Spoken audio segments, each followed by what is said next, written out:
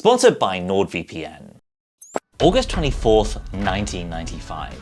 It's the height of an optimistic decade. Americans spent the summer wondering who shot Mr. Burns. President Bill Clinton normalizes relations with Vietnam 20 years after the war. The Sony PlayStation marks a milestone for interactive entertainment.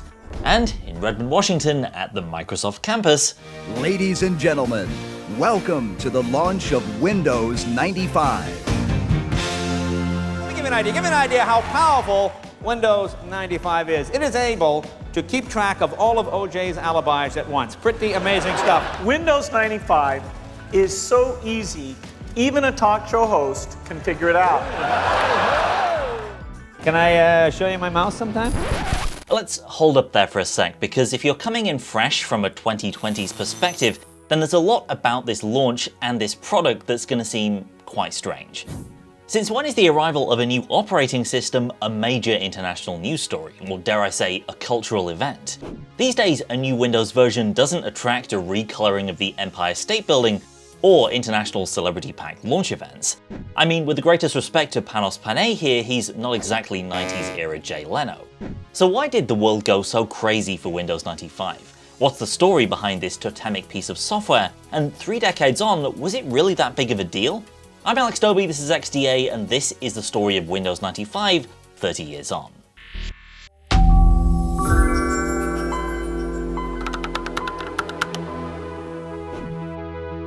To understand all the fuss around Windows 95 in 95, we need to briefly step back in time even further. See, the personal computing revolution had been hyped for well over a decade at that point, but had yet to fully materialize. In the previous decade, people were skeptical and sometimes even fearful. For many newcomers, PC stands for pain and confusion. Computers were new and complicated and scary. Movies like The Terminator and war games played upon the popular computer phobia of that time, imagining a microchipped menace taking potentially not just your job, but also your life. It can't be reasoned with. It can't be bargained with. It will feel no pity. This mystique was only natural. Before the 90s, just being able to use a computer at all was a specialist skill, to say nothing of setting one up or monkeying with its internal hardware. The PC was a big beige mystery box. Before Windows 95, daunting command line systems like DOS was what most machines ran, presenting users with a terrifying blank void where knowledge of an arcane language of typed commands was needed to make the infernal machine do anything at all. Graphical user interfaces for DOS weren't much better. Get a load of this ASCII nightmare here in the form of the MS-DOS shell. And the hardware limitations of the period meant that early versions of Windows, which ran on top of DOS, took a heavy performance toll. Basic things like running multiple apps at a time could often lead to the entire system freezing up if a single one of those apps misbehaved. One thing I've come to realize in researching retro tech is just how insecure everything was back in the day. But don't kid yourself into thinking that you're automatically safe just because you don't live in 240p land. Security and privacy threats are more common and more dangerous than ever before, and that's where this video's sponsor comes in. NordVPN is the best VPN service for online security, and now you can get up to 77% off a 2-year plan, plus 3 months for free. Nord is one of the fastest VPNs in the world, with speeds of up to 6,700 megabits per second. It adds an extra layer of protection to your daily internet use by encrypting your traffic, shielding your online activity from hackers and snoopers. Especially useful if you travel or use public Wi-Fi a lot. And you can appear as if you're virtually anywhere in the world, with servers in over 126 locations. NordVPN comes with an integrated anti-malware tool and continuous dark web monitoring, which should help you know about any leaked credentials before the bad guys do. A single plan covers 10 devices with all major platforms supported, so head to nordvpn.com/xda to get up to 77% off a 2-year plan plus 3 months for free. Thanks to Nord for sponsoring, and now back to the video. So in the early 90s, despite breathless predictions of microcomputers going mainstream and changing everything, your average pre-Windows 95 human saw a lot of evidence pointing in the other direction. These were weird, expensive contraptions that weren't all that approachable, and to use them you'd need to be a baller business dude or a massive nerd, or, well, both. I think you've been quoted as saying that the original aim of Microsoft was a computer on every desk. Now, it hasn't happened. And the reason it hasn't happened, I think, is because they're still too difficult. Well, I think we will get one in every office and in every home. That was our original vision. To do that, we're going to have to make them very familiar. Bill Gates' vision here was prescient, but at the same time was also seen as so unreasonably optimistic that privately even some Microsoft execs questioned whether it would ever come to pass. Sometime in the 80s, Andy Grove, who was running Intel at the time, said, "Yeah, pretty soon we'll be selling 100 million PCs a year." Bill and I laughed and said, that's not gonna happen.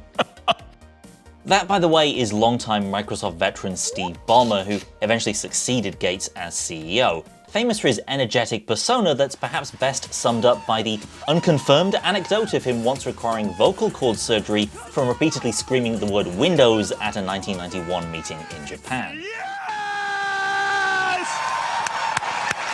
Some of that confidence would carry over into Microsoft's early ads, many of which leaned heavily into the ease of use angle to try and combat the common belief that computers were just too complicated for most people. So, you've used Microsoft? For as long as I've been using computers. Microsoft, making it easier. Of course, Microsoft wasn't alone in wanting to make PCs less of a chore. Apple had pioneered the earliest desktop computers with a full-on GUI that were way easier to use and more intuitive than anything that ran DOS. Introducing Macintosh. And even back in the 80s and early 90s, Macs had a large and enthusiastic following. Dear Mr. Scully, Mac rules the world. Your Mac friend, Brent Rambo.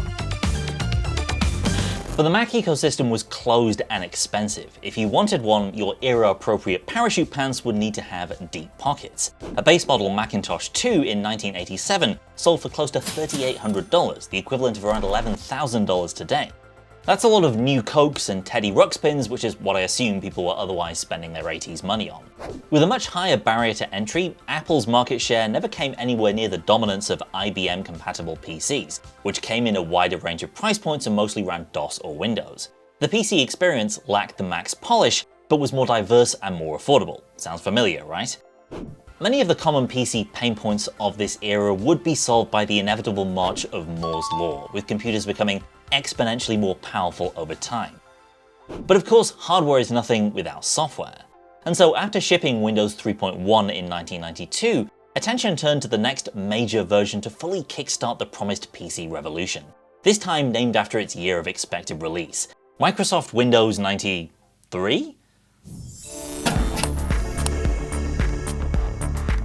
What eventually became Windows 95 started life as Windows codename Chicago. In the early days, it was also referred to as Windows 93 in internal emails. Writing in March 1992, Senior VP Brad Silverberg set out an early vision for Windows 93, saying that usability, especially in the shell, that is the UI, needed to be the big focus. The Windows 3.1 look was long in the tooth and needed a refresh, which, looking at this thing, is definitely a fair comment. The Windows 95 confidential feature spec document from September 1992 calls for a new 3D window border style and color schemes, which of course we eventually got. Kinda quaint that this 2:1 pixel framing is what passed for 3D in the early 90s, but there you go. There were signs of DOS taking a backseat too. Silverberg said in his March 92 email that for Windows 93, everything you can do from DOS should be available in Windows. The Chicago feature spec goes even further, calling for the eradication of the MS-DOS prompt, moving everything into the Windows UI, from installing and uninstalling programs to PC management and diagnostics. And there's another interesting sub-goal of making Windows fun, interesting, and sexy, which I guess you be the judge. The earliest leaked version of Win93 was actually unearthed pretty recently in 2024, 32 years after its original build date. And it's mostly Windows 3.1 with a slight facelift, check out those sexy 3D borders, but still requiring a separate DOS installation to run on top of. This first sneak peek is fascinating, but wasn't really even its own OS yet, so let's move on. In April 1993, there was a major turning point. Brad Silverberg took over as project lead for Chicago. He was a driving force in making it a much more ambitious endeavor and a proper first-class OS in its own right, as opposed to just window dressing for DOS. He was laser-focused on the way real everyday people use PCs and led the Windows 95 team with one guiding principle. We wanted it to be easy enough for Brad's mom to use.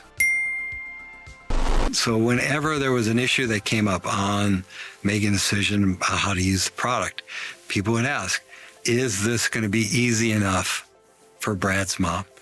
And Brad's mom apparently demanded not just a complete overhaul of the Windows UI, but improvements to the fragile and unreliable Windows multitasking system and painless setup for new hardware like printers and sound cards. Silverberg was reportedly a hands-on boss, installing test builds of Win95 himself and dogfooding them on his own machine. In time, he even became a minor celebrity in the computing world, eventually being named as PC Magazine's Person of the Year in 1995. He was on stage at the launch event in '95 and has been a regular fixture at anniversary events over the years. A few months after Silverberg took over Chicago, you can already start to see some of the UI changes taking shape. This leaked build from August '93 shows a weird proto start menu split between 3 different buttons, one main Windows button for arranging programs, another for finding stuff, and a third for help and information. There's also an early version of the taskbar which functions very differently from what we know today. Signs of progress then, but Microsoft was very clearly still figuring things out. That 3-button setup was eventually replaced with the single cascading start menu that most of us remember.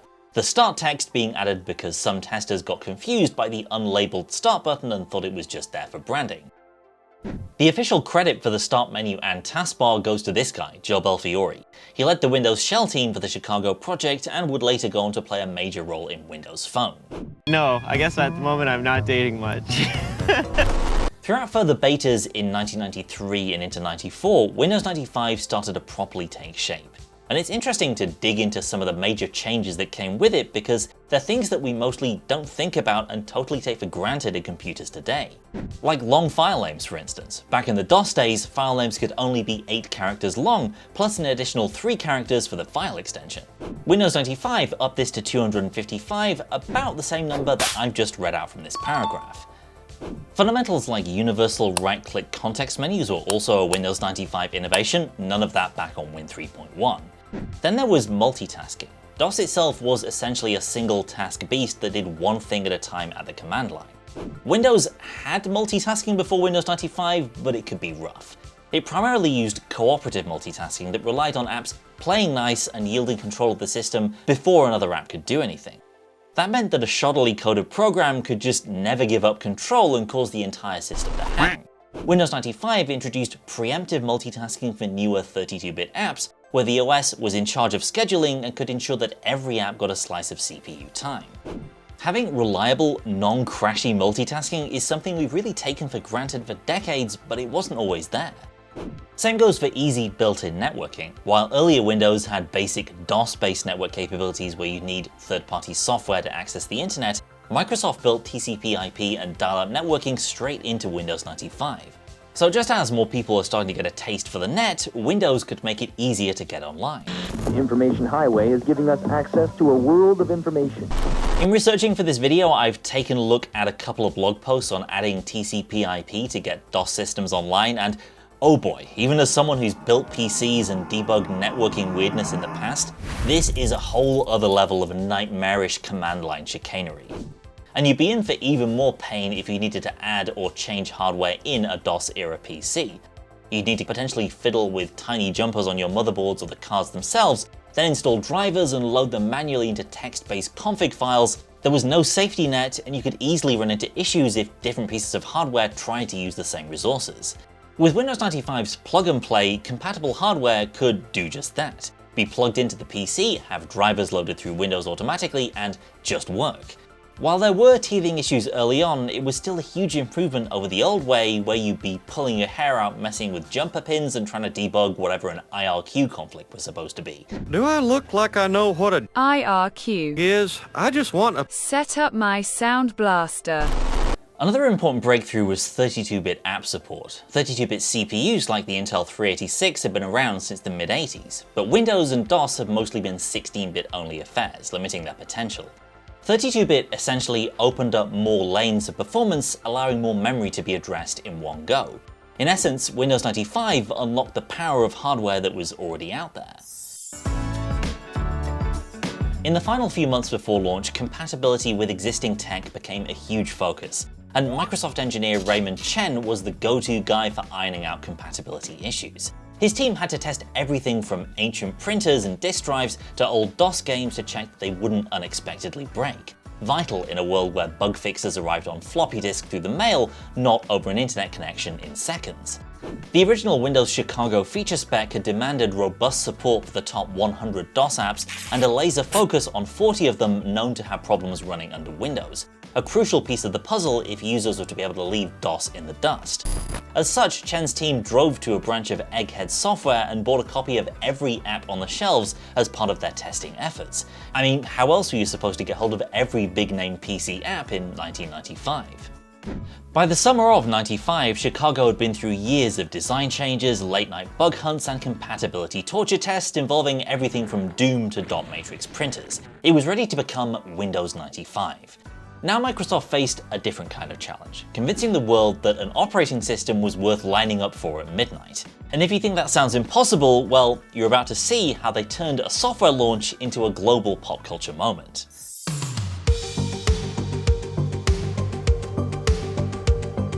In the spring of 1995, development at Microsoft's Redmond offices entered the home stretch, just in time for the outside world to finally become ready for what they were building. Home computer ownership had skyrocketed throughout the early 90s.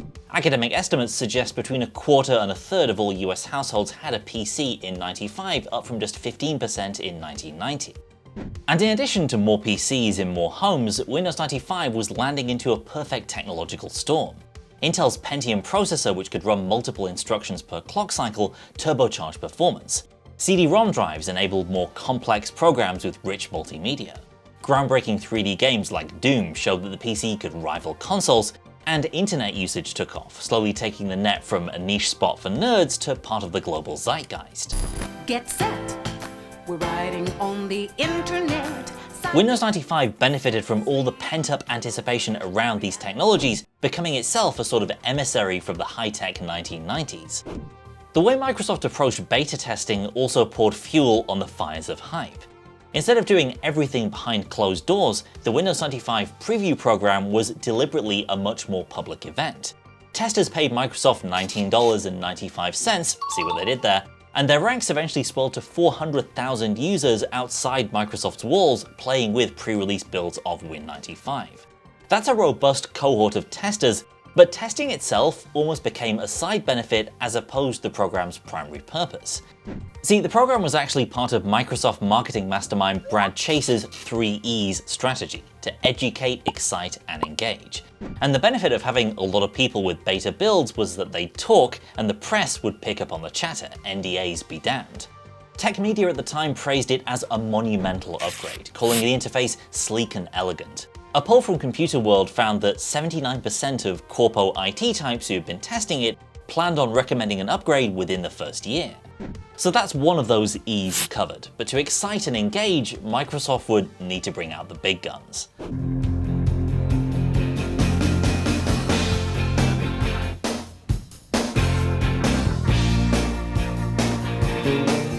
Yes, it was only a matter of time before that song and indeed that dancing was going to kick in. Microsoft, as you probably know, licensed the Rolling Stones' 1981 track Start Me Up for Windows 95's 9-figure marketing blitz, with a slice of that going to the Stones for use of the track. Microsoft drove a hard bargain, Brad Chase revealed in a 2015 blog post based on his book Strategy First. The opening offer from the band was said to be 12 mil, with rumours circulating over the years of the final amount being as high as 14 million, but no, the final figure it said was closer to 3 million. The song was the perfect accompaniment to the iconic start menu, and the Stones themselves were respected rock royalty and still culturally relevant with cross-generational appeal, but also uncontroversial and fairly brand safe. A good match. This mass appeal was reflected in Microsoft's major ads for Windows 95. Whereas earlier commercials had targeted very specific narrow cases of people using PCs mostly in an office environment, the Start Me Up ad spots showed regular people and kids using computers in places like homes and schools. The clear message was this was Windows for everyone.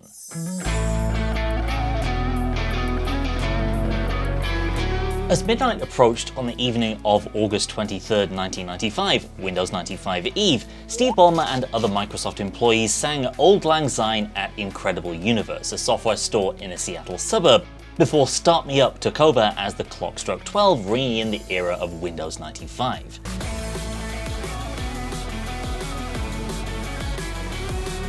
That wasn't an isolated incident. Ballmer and another Microsoft VP reportedly went to a dozen other stores in the Seattle area in the wee hours of August 24th, and these scenes were repeated, albeit sans Ballmer, at electronic stores around the world. In New Zealand, 19-year-old business student Jonathan Prentice made the first retail purchase of Windows 95 on Earth, narrowly beating a 12-year-old boy to the honour. Prentice said he was looking forward to being able to send faxes and play solitaire at the same time. I could honestly fill an entire video just with launch day shenanigans. In New York, the Empire State Building took on the colours of the Windows flag. In Toronto, a giant banner adorned the CN Tower. In London, Microsoft paid for an entire branded print run of the Times newspaper, given out for free. And you've probably already heard about the singularity of peak 1990s-ness that was the Windows 95 video guide, starring Jennifer Aniston and Matthew Perry, fresh from the successful first season of Friends. I guess you are here for some Windows 95 interface therapy. No, I don't think my HMO covers that. I honestly don't think this could have been more 90s if Bill Clinton had moonwalked through the shot playing the Macarena on his saxophone. The main event though took place on Thursday, August 24th, 1995 in a cluster of giant tents outside the Microsoft campus in Redmond. Bill Gates and Jay Leno hosted an audience of Microsoft employees, partners, journalists, and celebrities to celebrate the arrival at last of Windows 95. In preparation for this video, I actually watched the entire 90-minute extravaganza, and it's actually not quite as bad as I was expecting. Don't get me wrong, if you're expecting a cringe-free experience, you're definitely in the wrong place here. Yeah, I know what to explain. There will be some partial nudity involved. Are you comfortable with that? It's partly stand-up, partly PowerPoint presentation, a lot of live demos of PC features that you'd think of as pretty mundane today, and of course plenty of OJ and Clinton gags given the era. This one too. I can change my mind faster than Bill Clinton. Look at that, huh? Healthcare, no healthcare. Republican today, Democrat tomorrow. Sure, there you go. Microsoft's $300 million marketing budget, it seems, was well spent. As David Segal wrote in the Washington Post on launch day, "You can hide under a bridge, row a boat to the middle of the ocean, or wedge yourself under the sofa, cover your ears and then hum loudly. But get near a newspaper, radio, television, or computer retailer today, and you will experience the multi-million-dollar hype surrounding the launch of Windows 95. Even if you didn't own a computer and had no interest in owning one, you couldn't avoid Windows 95. The Mac faithful were unmoved by Microsoft's latest, but IBM, which had been pushing its own OS/2 system, came to the negotiating table at the 11th hour and eventually shipped its own Win95 devices. OS/2 had started life as a joint project with Microsoft, but the partnership had soured years earlier and there was no shortage of bad blood between the two at that time. Ultimately though, Win95 basically killed OS/2. IBM stopped actively marketing the OS to consumers in 1996. So Microsoft's hype paid off handsomely. Windows 95 became the default PC operating system, with a halo effect that benefited the entire Windows ecosystem. The OS reached 1 million copies shipped in just 4 days. Within a year, that figure stood at 40 million, and by 1998, it was the dominant desktop OS, taking over 57% of the market. Microsoft had achieved something unprecedented in the world of software. Not just success or profits or market share, but a true global pop culture moment. After years of false starts, the home PC had finally arrived, and it ran Windows 95. But with great success came new challenges. Microsoft had changed how we saw the PC, but what about how we used it? What about the software, the web, and the lawsuits?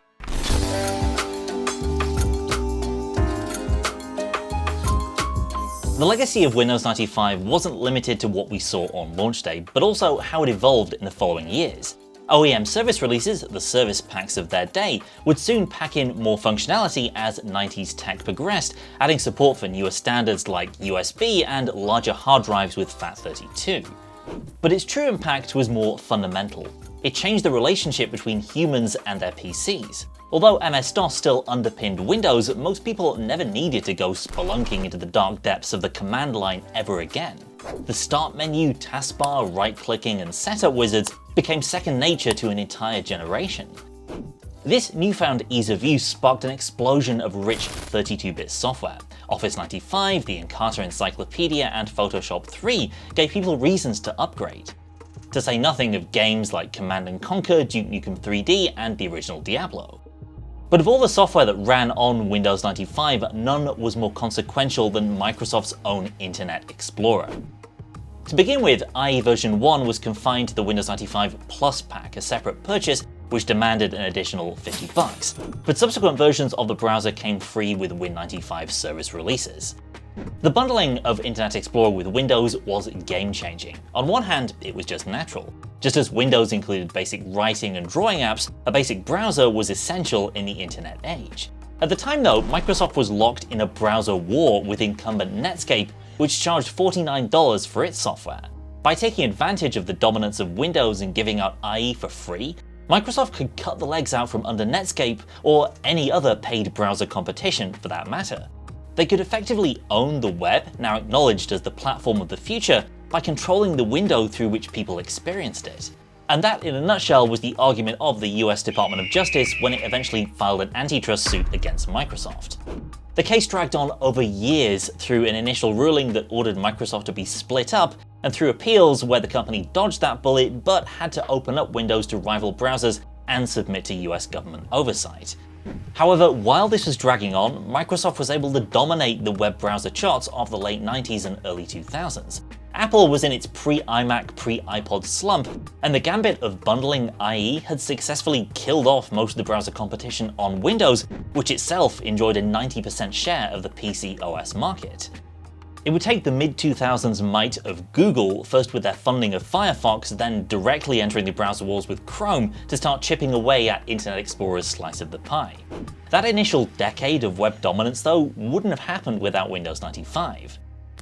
The webification of Windows continued with the successor Windows 98. Widely seen as a tune-up of a 95, it brought more web-like navigation in Explorer, active desktop where a web page could literally be your background, and the first version of Windows Update, which itself was a website back then. That's in addition to more visible changes like the fancy gradient and window bars, and quick launch shortcuts in the taskbar, plus important under-the-hood additions like multi-monitor and DVD support. And although important, its impact was a mere echo of the seismic shift caused by Windows 95. No other version of Windows, and in fact no other operating system, managed to simultaneously be a technical moment, a cultural moment, and a historical moment. It took Microsoft from being a stodgy back-office tech company to a leading consumer brand, setting a stage for it to become the Goliath of computing in the 1990s, for better or worse. The technical DNA of Windows lives on in the operating systems we all use today, and its cultural impact continues to be felt by every millennial and Gen Zer who instinctively reaches towards the start menu or a taskbar icon. Whatever you think of Microsoft's products or conduct over the years, and there's a rich history to plumb there, not all of it squeaky clean, there's no denying the length of the shadow cast by its most important piece of software. And with that, we'll wrap things up. If you used or even watched someone else use vintage versions of Windows like this back in the day, then please do share your memories and thoughts down in the comments. Check out our retrospectives on Windows Vista and Windows Phone if you like this deep dive, and if you did have fun today, then be sure to drop a like or a sub to let the algorithmic gods know as well. Thanks for watching, and I'll see you next time.